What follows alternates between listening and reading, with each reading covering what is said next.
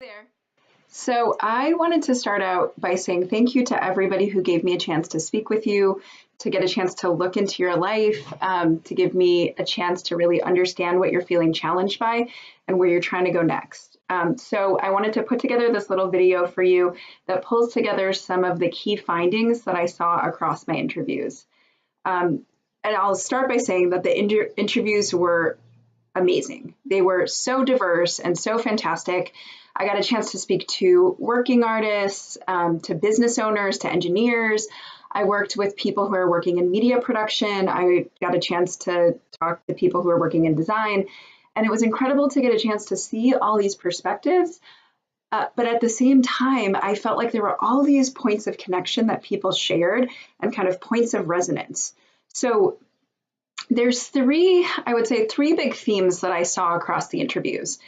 So the first was that women are often getting stuck in getting clear on what that next stage or step is for them. And sometimes they know what it is, but they don't quite have clarity on exactly how to get there, right? Like there's a lot of things you can do. One woman told me, literally quote her, she said, I feel like I'm drowning in informational interviews. And I can almost feel that, right? I know what that feels like.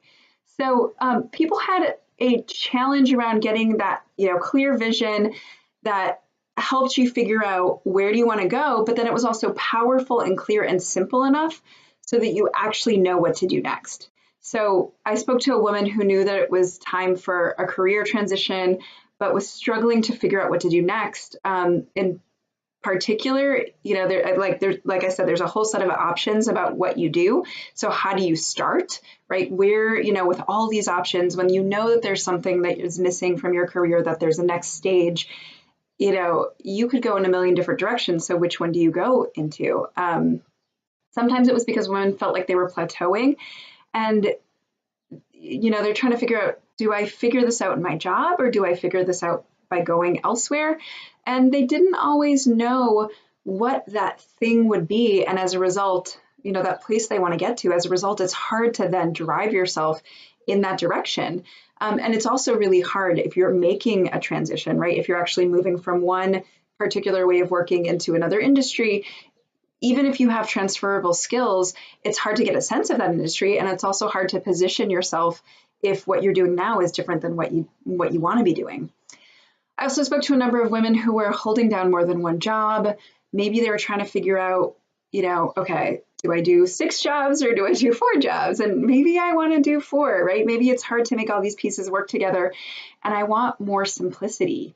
And sometimes, and I would say whether it was women with multiple roles or women, in traditional jobs working for other people, sometimes it was also tricky to choose a direction, right? To choose, how do I want to evolve? Because the work that you do also has implications for your life and your family life, and vice versa, right? So I spoke to some women who had just added a second child to their family, and all of a sudden it felt like things went to from complex to just really complicated, and they were trying to kind of unravel that tangle of, how do I optimize the system? I talked to a woman who wasn't sure how to make the set of choices that she felt like she was facing at this point in her life. Do I want to have children? How does it mesh with the role that I'm playing at work and where I think I want to go? And are they incompatible? And what does it mean about my relationship status? And what does it mean about some of the lifestyle choices I've made? And, in one of those situations, it's like, I actually in my coaching work call this the work-life attack meltdown, where all these things kind of turn into a big just uncertainty, and you kind of need to start to tease things out and see how each of them works and then see how you want them to make sense with each other. But that's hard to do because each of these things is part of a system and they all push on each other. And what I heard from these women was not just a challenge of trying to make it all work, but also feeling like they had a sense of cohesion about it, One woman who does a lot of interdisciplinary work told me that she feels like she's always apologizing in both directions, right, in each realm that she's in. And she said she just wants to feel like the whole her is balanced and is moving in the same general direction, even if she's not always doing the same thing all day, every day. Second challenge I saw was having the skills to open the doors that you want to open for you. And that includes confidence, and it also includes having more sophisticated advocacy and communication skills. So sometimes this was really just about working in sexist organizations or working in organizations where and maybe can't put your finger on it, but you kind of know that bias is at play. And, I work with women exclusively, except when I work with men in order to make them better advocates of women. So this is something that unfortunately I see all the time. I face it. We're all kind of swimming in a pool of unconscious bias, unfortunately.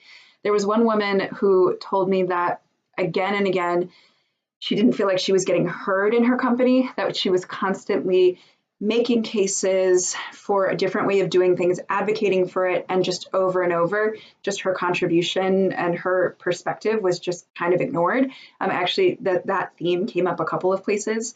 I spoke to some business owners who said that they weren't sure, but they sometimes wondered if they weren't getting the kinds of next level jobs that they wanted because they were women. And, they wondered if they were being perceived differently because of the way that they looked. And, maybe they were up against male-led teams and they just, is there anything I can do about this? There are women who are advocating for change in their organizations and not getting traction. And so one of the things we talked about is developing a more expansive set of skills for how to make change and how to influence. And so that includes things like soft power, persuasion, appealing to people's better selves, which is something that she was often doing and something that I think women tend to feel comfortable with and to do better. And we talked about how it might also be time to learn how to take on some harder tactics and to get those skills of influence and learning how to work that system and to understand why people do the things they do and what you can strategically do to get these outcomes that you want, whether it's for your own career advancement or because you just know that things should work differently, right? There's this vision and you know that it's the way things should work, right? Sometimes I talk to a lot of women who can see the problems, they're natural problem solvers, and it's so frustrating to not be able to use and to leverage that skill. So I talked to women who weren't getting promotions and opportunities that they wanted. One woman told me, and I actually, this is a theme I heard a couple times, that in her career, she was just busy doing the work that it never occurred to her to kind of like pull her head up out of the work and say, wait, where is this going? Where do I want it to be going? And she said, and I totally feel this, that she wished that her mentors and her managers would have asked her, right? Would have said, where do you want to go? And how can we make that happen? But a lot of the time they were so busy working on their own set of things that she never got asked. And things came to a head when one day someone who was newer to the team, who had less skills or less, I would say, we talked about a pretty complex situation, but basically had less to offer in that management role than she did, was promoted to basically be her boss. And I'm also trying to keep it anonymous, very, very careful about those things. And all of a sudden she said, wait, I don't think that's right. Why was I never asked? Now, I'll also say that there is a huge connection between that first bucket of not having that clarity of vision and then this bucket, right, of not having those advocacy skills. And the connection is really self-doubt, right? The connection is the way that we think about ourselves and what's possible for ourselves, and that kind of inner critic voice that speaks over and over again. I see this happen especially with women who are building businesses. So it's really, really hard to go out there and to pitch confidently, to think ambitiously about what's possible for you and your business, but really own the pitch that you're making. And, this matters in businesses, but this also matters when you're pushing forward agendas in companies, when the whole day you're thinking, I don't know how to do this, right? You know, you're sitting there making your spreadsheet and you're thinking like, I don't know how to do this. I don't really know. I'm making this up on my own. I'm sure I'm doing it wrong. I'm sure I'm going to fail.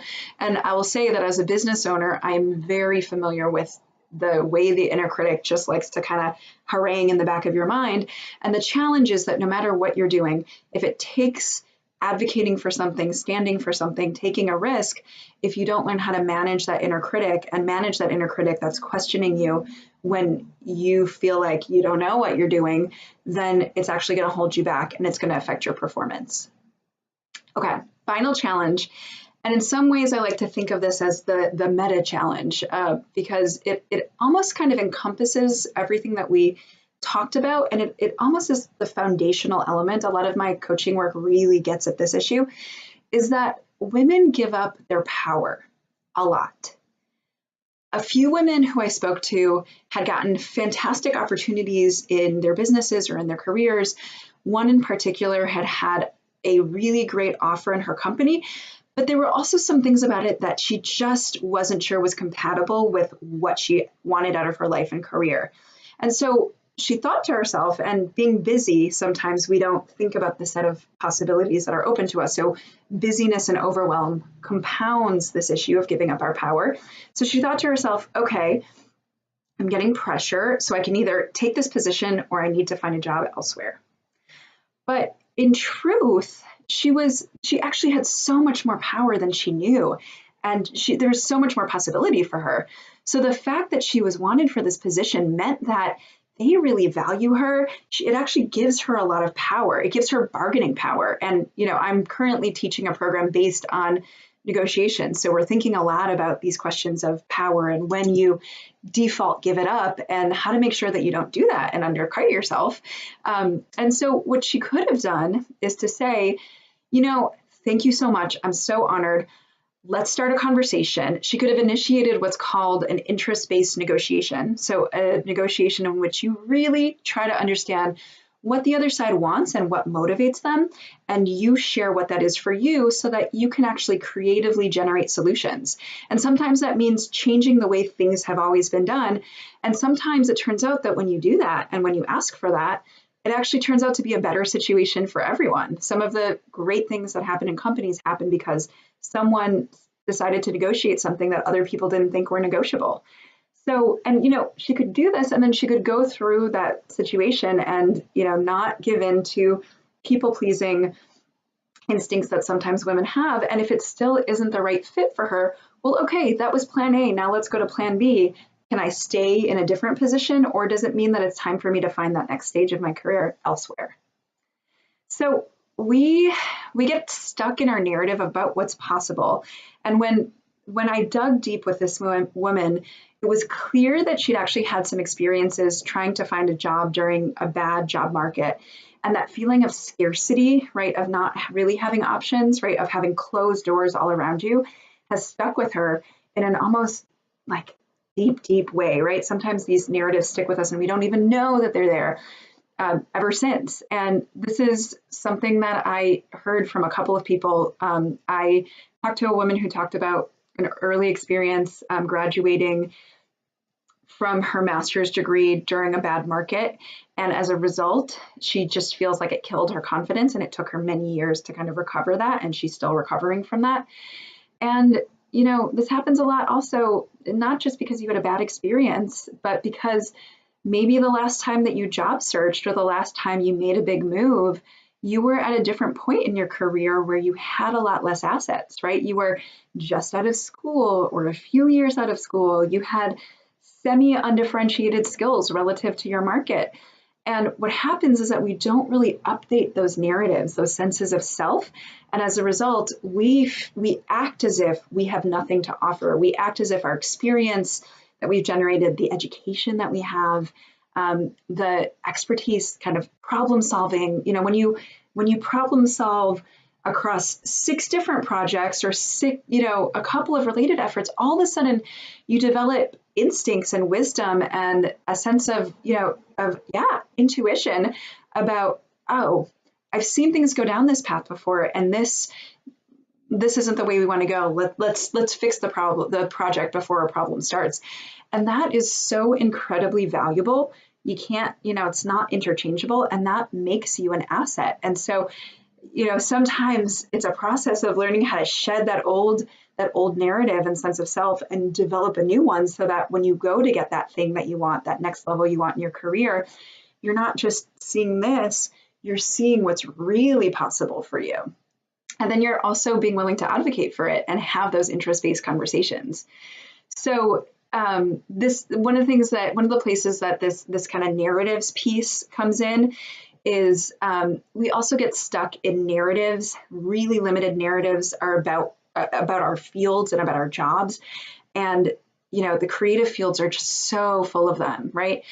You can never make any money if you're creative, right? You do what you love, or you have a financially stable career.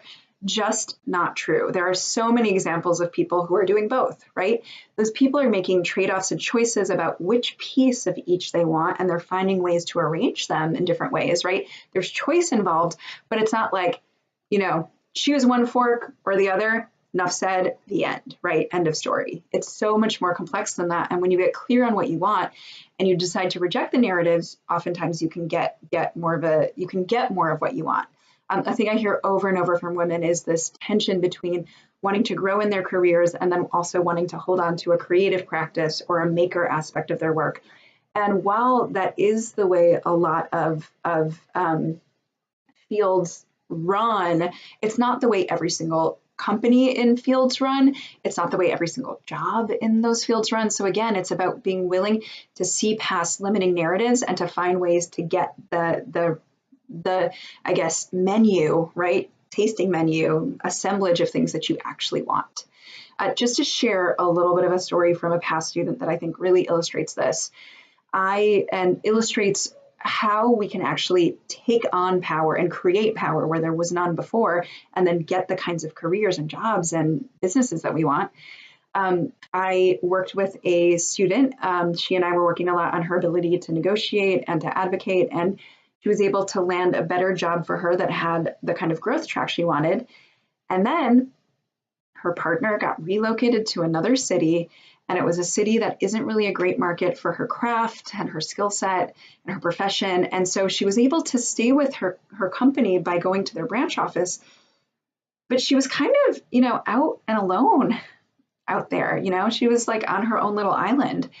So she took a little time to kind of make sense of it, get herself oriented.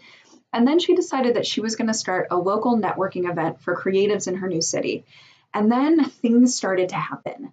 Her company went after a dream project in her city, and it was a project that needed her skill set on it. And because she'd been proactively asking, right, raising her hand and saying, I want to get on client interviews, and because she was also building this track record in this local network and building up her profile through doing this event series, she was asked to be part of the interview team. She was seen as someone who was bringing assets to that team. And now, luckily they got that project, right? And her skills and her performance and what she brought to that team was a big part of that. And now she's on a fantastic project. So it was really about some strategic moves on her part, and also some self-advocacy skills and being willing to say, how should this be, right? How do I want this to be? How can I build power? How can I build what I want? Oftentimes we have more power than we think. But sometimes we have to stop being good little girls and, waiting for other people to tell us, you can do this, you can start that, you can create things that didn't exist before, right? We are able as creatives, and this is part of why I love working with creatives, to solve problems in a more integrated way, to see opportunities that other people don't see. And that's part of where our power comes from. And I will say that this works with taking on more on your plate, but it also works with getting stuff off your plate. And almost every single one of you told me that a major challenge is that you're just so busy, right? You're busy with work, you're busy with life. And what I want to say is that sometimes we give away our power when it comes to taking things off your plate. So as I mentioned, I'm currently teaching this negotiation program, and part of what we do is we think about what do we ask for in terms of what we want more of, and then how do we ask for less, right? How do we, somehow we got stuck being the one who does the project notes. And actually, maybe that doesn't actually fit with our role anymore, or why is it always us? And maybe we're the only woman on our project team. So we ask to get things off our plates. We also make sure that we're not being promoted into a role and then still out of perfectionism or people pleasing are doing the job that we just graduated from, because we actually need to leave space for other people, for the people coming up to do that role, right? And so sometimes we get stuck in that people pleasing, or we fill the space instead of letting the space be filled more fairly. And so there's a lot of things that you can do in order to ask for more by asking for less. And honestly, if you're trying to make the space to get the clarity that you need, asking, like getting the help you need, getting stuff off your plate, saying no, or sometimes just being silent or saying not yes, is part of how you're going to end up making the space to make the progress on that clarity that you need, so that you're not still feeling stuck 6 months from now, 9 months from now, a year and a half from now. So I don't know where you stand today with some of the challenges that we talked about, but I want you to know that I'm really holding your stories with me. It was such an honor to be able to kind of learn about you, to get in there with you. And I've been holding your stories ever since, thinking about you, thinking about where you're feeling stuck, but also thinking about the potential that I saw in you. And I really want I want that potential to get out there into the world, to unfold, to unroll, and to really have you be doing the kind of work that you feel excited about, that's making the kind of choices and trade-offs that feel like the right ones for you. And that also, because most of the time this happens, makes the game better for other people as well. A lot of this, that's actually why I do this work. I do this work based on the fact that I fall in love with people, and also that my theory of change is that if you empower women to get the things that they want and need in their careers, you also change the game. They change the rules. They make the working world better for women who are coming up after them, and oftentimes for men and for folks of all genders as well. So first of all, I will say I'd love to get an update on where things stand with you. I'd love to hear how you're doing.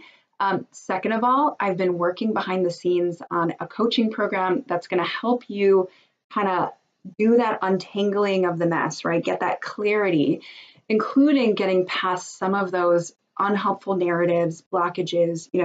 Sometimes, we get stuck in these echo chambers, and we'll help you kind of figure out, where do I go from here on one hand, and then we'll also help you take action. I'm very, my programs are very action-based. I call it the personal challenge model. It's all about taking on something that changes your life, and oftentimes is like a little bit of if you don't feel butterflies, then maybe you're not aiming high enough.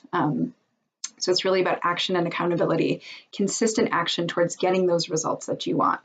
And one of the things that I've done is, because the creative mind is not always linear, right? We're not always like, here's what I'm going to do. Now let me do step 1, 2, 3, 4. Great, got what I wanted. Right? Because a lot of the time we think in a little bit more of an intuitive way, and we need to find that balance between being in the process and then being in the outcome. I've designed the program to have iteration, to have ways that we integrate some of that untangling in the action and some of the action in the kind of untangling and clarity making. So I'm going to be sharing more information on that soon. If you feel like it's a fit for you, I would love to have you in my program. It's going to be a small size limited program. So I'm excited about it, and about us working with a small group of incredible women and opening up that potential. And if you know anyone with that potential, but who might need to get a little unstuck, or kind of get out of that echo chamber, or, just kind of open up that potential, please send her my way. All right. Thanks everyone again.